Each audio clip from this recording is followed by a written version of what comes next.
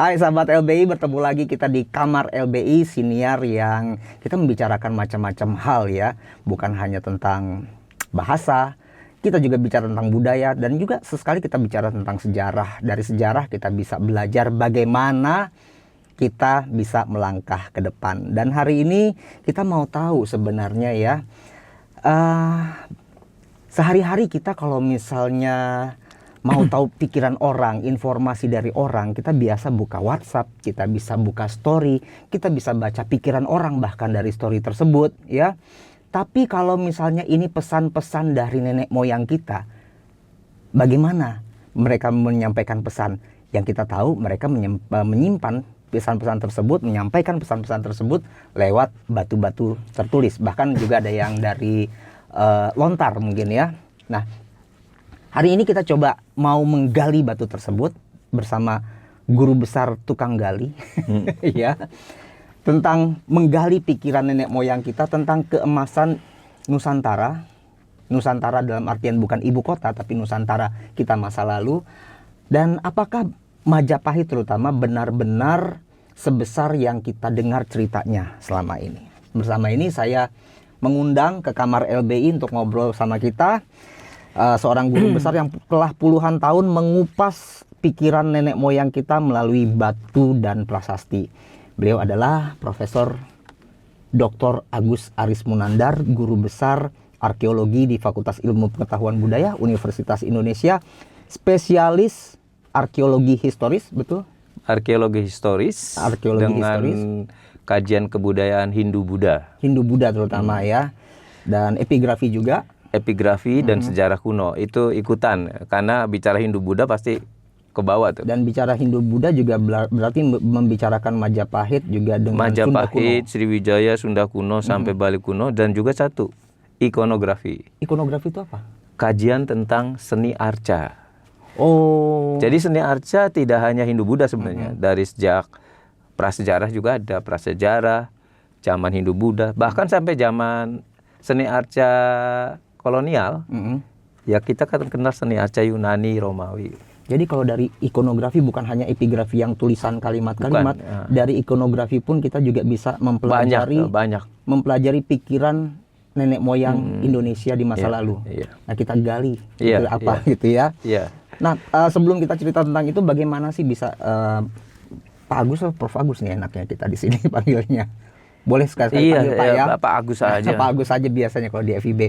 Pak, bisa ceritakan sedikit bagaimana pertama kali bisa jatuh cinta, tertarik dengan arkeologi, bidang yang katanya orang menggali-gali tanah. Ya sebenarnya sih selepas SMA, saya tertarik sejarah di sana. Nah, sejarahnya itu kajian tentang masa lalu. Tapi ada satu lagi yang membuat saya makin intens, yaitu kunjungan ke lapangan. Di mana tuh? Kunjungan ke lapangan itu adalah bagian dari ilmu masa lalu yang selalu dikerjakan oleh arkeologi. Jadi saya senang jalan-jalan dan belajar masa lalu. Ada apa ya ilmu yang bicara tentang itu dan menggabungkan jalan serta belajar tentang masa lalu. Jadi intinya pertama arkeologi. Jadi masuklah arkeologi. Pikirannya bukan cari uangnya dulu, tapi cari ilmunya dulu. Cari jalan-jalannya dulu. Jadi pertama tuh saya masuk jurusan sejarah di Fakultas Sastra UI. Satu semester saya tanya sama senior sejarah, kapan kita jalan ke Candi? Wah, Anda salah pilih jurusan. Loh, salah. Iya, kalau sejarah itu tidak ada kunjungan ke situs. Yang ada kunjungan ke situs jurusan arkeologi. Oh, baiklah kalau begitu saya bilang kepada ketua jurusan sejarah, Bu, saya mau pindah ke jurusan arkeologi. Boleh. Oh, dulu boleh dia? Boleh. Tapi jangan di tengah semester. Saya kan baru semester 1. Nanti setelah 1 tahun, 2 semester boleh pindah. Jadi tahun kedua saya pindah ke arkeo. Oh gitu. Sampai sekarang udah. Supaya bisa jalan-jalan. Kalau sejarah jalannya kan dari arsip ke arsip dan perpustakaan. Ya memang jalan juga sih, wawancara dengan orang. Tapi kan satu hal, tidak ke masa lalu yang lalu gitu. Nah, kalau sejarah kan masa lalu, tapi masa lalunya tidak terlalu jauh dari kita. Yang ada tulisannya. Kalau arkeologi kan masa lalu yang cukup jauh dari kita. Bahkan mungkin lebih penuh misteri ya. 1000 tahun lalu gitu, 500 tahun lalu itu arkeologi Islam itu. Kalau saya itu 1000 tahun lalu ya 1500 tahun lalu sudah. Kalau prasejarah lebih gila lagi kan? Menerjemahkan benda yang nggak ada tulisan dan itu terjadi 2500 tahun yang lalu sampai 40.000 tahun yang lalu. Itu prasejarah, tapi saya bukan bidang saya, prasejarah. Berarti ini enaknya kayak main detektifan gitu. Iya, detektif masa lalu, tapi datanya yang terbatas. Kalau tentang Majapahit banyak datanya? Relatif lebih banyak dibanding dengan kerajaan-kerajaan lain. Misalnya kerajaan lain tuh Mataram kuno gitu, Sriwijaya, Kadiri itu terbatas. Nah, Majapahit ini relatif lebih banyak untuk membicarakan data sejaman. Nah, kita bisa menelisik prasasti, menelisik candi, menelisik arca, menelisik naskah. Jadi lebih banyak. Oleh karena itu bicara Majapahit bicara yang agak luas. Daripada kita bicara Sriwijaya gitu, terbatas sekali. Bukan para arkeolognya tidak mau meneliti. Nggak ada datanya. Nggak ada data datanya, iya nggak ada. Bukan data tertulis saja, data arkeologis. Ada tapi terbatas. Terbatas sekali. Terbatas. Jadi kita menunggu gitu kan temuan-temuan baru. Bahkan sampai sekarang pun mungkin juga masih ada perdebatan di mana sebenarnya Sriwijaya misalnya gitu ya. Ibu kotanya Sriwijaya itu di mana? Ada yang mengatakan di Palembang. Tapi data terbaru dan juga interpretasi baru itu di Muaro Jambi, di Jambi. Ya, jadi terjadilah diskusi panjang sampai sekarang belum kelar antara wong Palembang dan orang Jambi. Rebut-rebutan cerita masa lalu ya. Jadi kalau misalnya kita yang pelajari itu kan yang sudah jadi aja nih sebenarnya, terutama mungkin sahabat LBI yang baru lulus SMA atau yang masih kuliah ini juga yang tahu tuh sejarah yang ada di buku sejarah itu pun kalau dibaca gitu ya. Nah, apakah arkeolog ini membaca sejarah sama seperti yang ada di pelajaran buku sejarah ini? Jadi kami ini arkeolog itu sebenarnya sejarawan, tapi sejarawan masa lalu yang sangat lalu ya. Kami meneliti. Akhirnya tetap harus historiografi, harus menulis. Nah, tulisan kami itu sebenarnya menjadi bahan mentah untuk para sejarawan yang menulis narasi sejarah. Nah, yang di buku-buku sejarah itu bisa tulisannya arkeolog sendiri, bisa tulisan yang sudah dirangkum dari tulisan-tulisan arkeolog untuk menjadi historiografi yang enak dibaca. Nah, kalau arkeolog motret aja, arkeolog motret dan seniman yang motret beda kan, arkeolog nulis dengan sejarawan nulis beda itu gaya diksinya. Misalnya? Ya kalau arkeolog nulis kan lugas saja. Ya dalam penggalian ditemukan suatu bagian candi pada kedalaman 1 meter, nyatanya kan begitu. Ada interpretasinya juga tapi? Belum. Jadi kalau kita gali dalam kedalaman 1 meter blong nggak ada apa-apa ya ditulis saja, tidak ada data apa-apa. Nah, tapi penafsiran itu bisa makin bertambah jika kemudian ada gabungan-gabungan, ada tafsiran dari berbagai sumber sehingga menjelaskan bahwa itu memang tidak ada data di situ. Ya mungkin kita salah gali.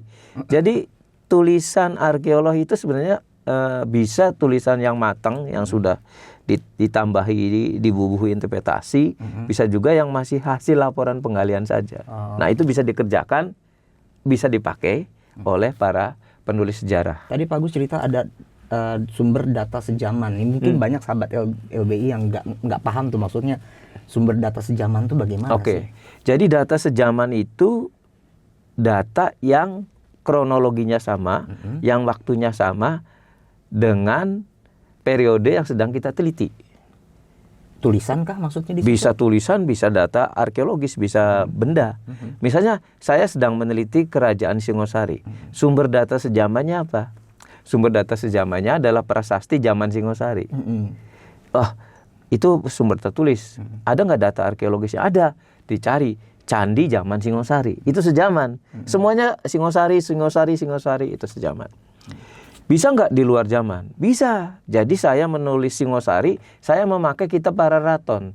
Pararaton itu ditulis pada abad ke-16. Singosari, Singosari abad 13. 300 tahun kemudian. Boleh nggak? Itu di luar zaman, jadi tidak sejaman. Selama dia berkenaan dengan Singosari dan tidak ada sumber lain yang bisa untuk perbandingan, ya sudah kita pakai dulu sementara. Tapi kita sebutkan ya, keterangan Ken Arok yang menikahi Ken Dedes itu dari kitab Pararaton. Dan itu bukan ditulis oleh si Ken Aroknya atau orang yang bukan ditulis oleh sempu sejaman. Bisa jadi udah ditambah cerita, ya, ada interpretasi, ada tambahan, ada apresiasi dari penulis-penulis di 300 tahun kemudian. Itu bukunya susastra atau catatan kalau sejarah? Pararaton itu sifatnya prosa. Prosa itu jadi lebih ke banyak fiksinya. Ya, ya tidak hanya prosa modern. Kalau prosanya nenek moyang itu tidak hanya fiksi, tapi ada mitos juga di situ. Tambahin lagi mitos. Dan dia menulis 300 tahun sesudah peristiwa. Jadi kan maklum aja kita harus hati-hati. Tapi tetap kita harus baca juga ini. Ya baca, tapi ya kalau udah berbau mitos ketika Kertajaya duduk bersila di puncak tombak yang ditegakkan, ya kita nggak percaya lah. Nah, itu kan mitosnya gitu, bahwa dia tangannya berubah jadi 4. Nah itu mitos, dia siwa gitu. Dengan logika juga, logika bahwa dia raja, dia berkuasa, punya kesaktian, iya. Tapi kalau melayang terbang di atas tombak yang ditegakkan, udah kayak ini Sahabat LB fiksi. kira-kira tahu nggak nih ya, pernah nggak baca kitab Pararaton? Kalau pernah baca, apa sih isinya? Tolong beritahu di komentar ya nanti ya. Harus baca juga nih anak-anak kita. Ya, sekarang udah diterjemahkan dalam bahasa Indonesia. Ada penerjemahnya banyak. Yang pertama itu yang sering dipakai oleh para arkeolog, yaitu terbitan tahun 65. Penulisnya itu siapa tuh, lupa. Arkeolog juga penulisnya. Kemudian ada tulisan Ki Padma Puspita dan ada tulisan Aminuddin Kasdi. Yang terakhir ini Agung Kriswanto, mahasiswa S3 kita, ya, menuliskan kitab Pararaton. Dia bagusnya udah dijual. Udah dijual. Bahasa Jawa kunonya sama bahasa Indonesia. Tapi ada yang dalam bentuk komik nggak, bergambar nggak? Setahu saya, waktu saya kecil ada. Oh, waktu kecil ada? Iya, waktu kecil ada komiknya tuh, komik strip. Di majalah atau di koran. Mungkin gitu. Kalau sekarang dibuat lagi ya, disebarluaskan. Anime bagus. Ya, anime dibuat jadi industri bisa bagus, kayak Narok gitu kan, bagaimana dia sakti. Dia bisa terbang dengan memakai daun lontar, daun kelapa, bukan daun lontar. Ya, dia dikepung penduduk gitu, dia loncat dari pohon ke pohon dengan memakai daun kelapa. Nah, sahabat LB yang kepikiran mau berusaha di bidang ekonomi kreatif, mungkin ini bisa nih jadi salah satu ide ya. Tengoklah naskah-naskah lama. Ada Negara Kertagama, Bharatayuda, Pararaton, itu sudah mulai dirintis kok.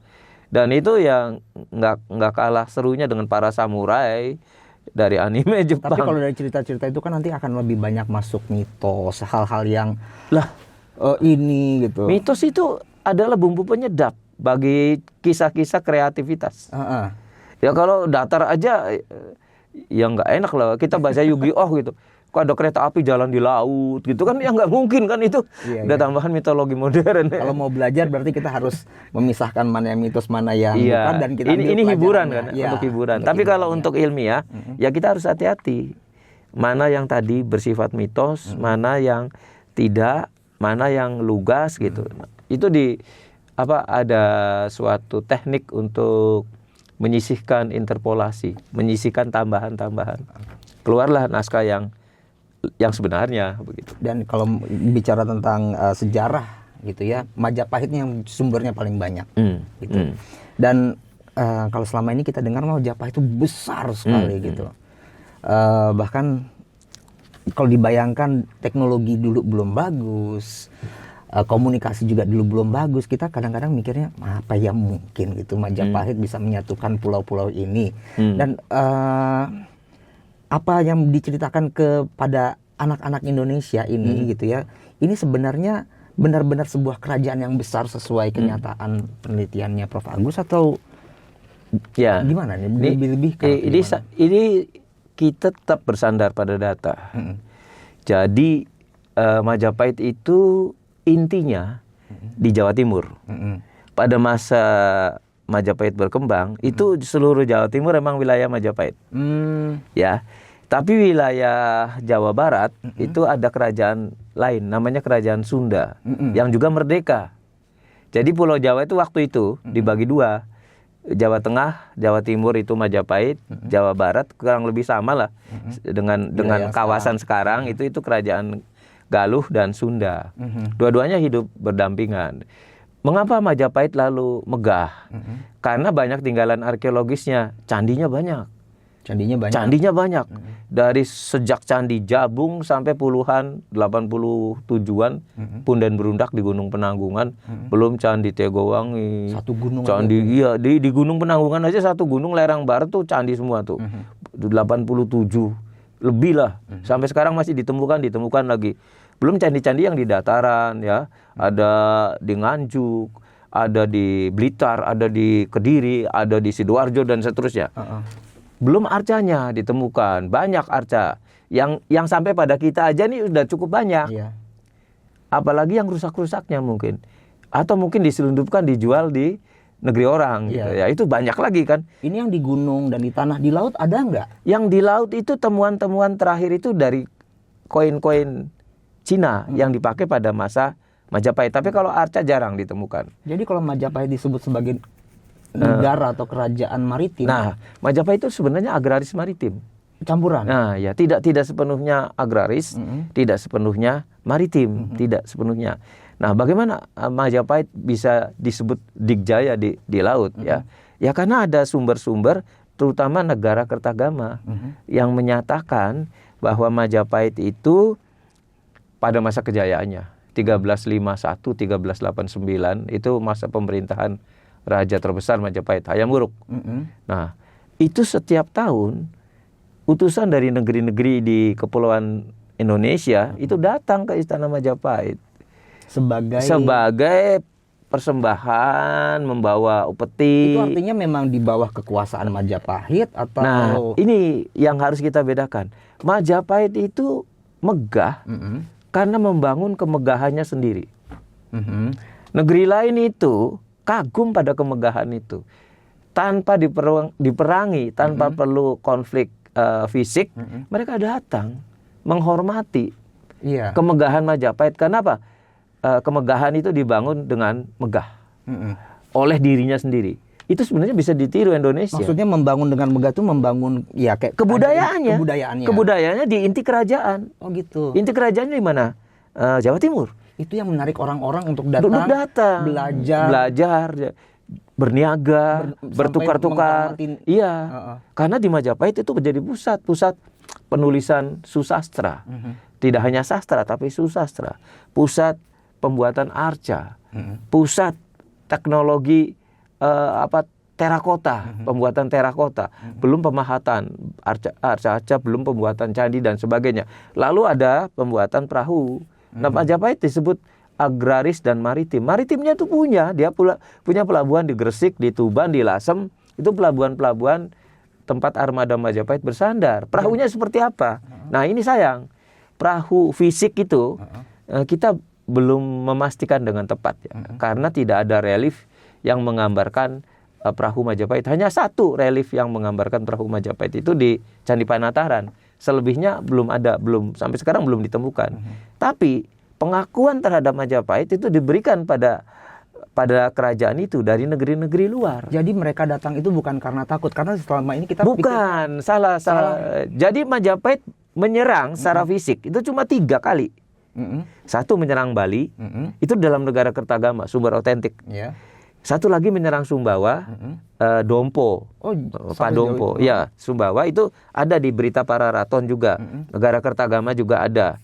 Jadi menyerang Jompo dan di sana ada prasastinya, prasasti Jawa kuno dengan metafora dari kedatangan orang Majapahit. Satu lagi dari Hikayat Melayu, yaitu Tumasik diserang. Tumasik itu Singapura. Oh sekarang. benar ya, kalau Tumasik ada kekuasaan. Ya, Majapahit menyerang secara fisik. Selebihnya nggak ada catatan. Jadi perang Bubat? Ada, kalau perang Bubat mah ada. Tapi sebesar yang kan kita sebut wah terjadi perang Bubat ini seperti perang dunia. Enggak itu begitu ya? Enggak. Nanti dalam segmen yang lain lah kita bicara Bubat. Lagi. Jangan sekarang. Tambah lagi ya satu sesi lagi ya. Kalau mau khusus perang Bubat gitu ya. Oh beda. Itu juga termasuk salah satu mitos yang dipercaya oleh. Iya, kalau kita di dalam kajian Majapahit kita nggak menyebut perang Bubat. Tragedi Bubat. Tragedi lah ya. Iya, soalnya kerajaan Sunda itu datang tidak untuk berperang, untuk mengawinkan. Jadi salah paham. Salah mungkin. paham, bukan perang itu, tragedi bubat. Jadi hati-hati kita kalau kita masih menggunakan kata wah terjadi perang bubat. Bukan. Kalau Nanti perang kita itu bahas fisik itu ya nanti lain kali aja. Nah, jadi cuma 3 kali dia melakukan penyerangan. Selebihnya kemegahan Majapahit itu terdengar sampai pulau-pulau lain, sampai Asia Tenggara, Cina dan India. Mereka datang untuk menyerahkan dan melihat sendiri bagaimana sih kemegahan dan keindahan kota Majapahit. Disebut di dalam Negara Kertagama Puput 8 sampai 12. Bagaimana keindahan kota dari temboknya dari bata merah tinggi berapa meter gitu. Disebut itu. Jadi kemegahan dibangun untuk dirinya sendiri dan orang luar itu kagum pada kemegahan itu. Apa buktinya? Ketika Majapahit merosot setelah perang Paregreg, nah lain dengan perang Bubat. Nah ini benar. Perang Paregreg itu rebutan kekuasaan, konflik internal. Nah kita jangan sampai tuh. Kalau udah negara besar akan runtuh dari dalam. Karena konflik internal, rebutan kekuasaan, orang dari luar enggan lah datang. Buat apa nanti datang ke sana? Cuma ngelihat Majapahitnya perang, mundur. Semakin sedikit niagawan datang, semakin sedikit yang berkunjung ke istana, makin lama makin surut, runtuh. Jadi kalau kita bicara tentang Majapahit, kita bisa belajar banyak sebenarnya ya. Kita bisa mencari kebijaksanaan dari masyarakat Majapahit. Iya, kebijaksanaan, kebijakan dan juga kebajikan ya, kebajikan dari para pemikir, para empu. Majapahit itu megah karena kemegahannya diri sendiri itu yang mengundang. Jadi ini pelajaran apa, kalau saya mau bertanya pelajaran apa dari masa lalu yang paling relevan untuk kita mempertahankan kesatuan, untuk kita membuat negeri ini menjadi emas lah gitu. Iya, kita tak perlulah konflik.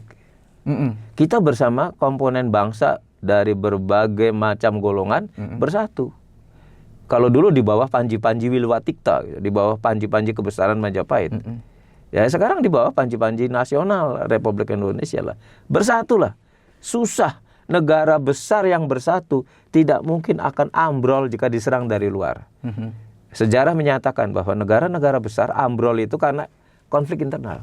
Nah tapi kan banyak anak muda sekarang, ngaku aja ya, sahabat Gabi, anak muda yang terutama yang terdidik ini merasa kecewa dengan Indonesia, bahkan juga pada pemimpinnya. Gitu. Nah, apa yang bisa kita pelajari dari Majapahit untuk menghadapi hal seperti itu ini? fitrah manusia, bahwa gembira dan kecewa itu ada.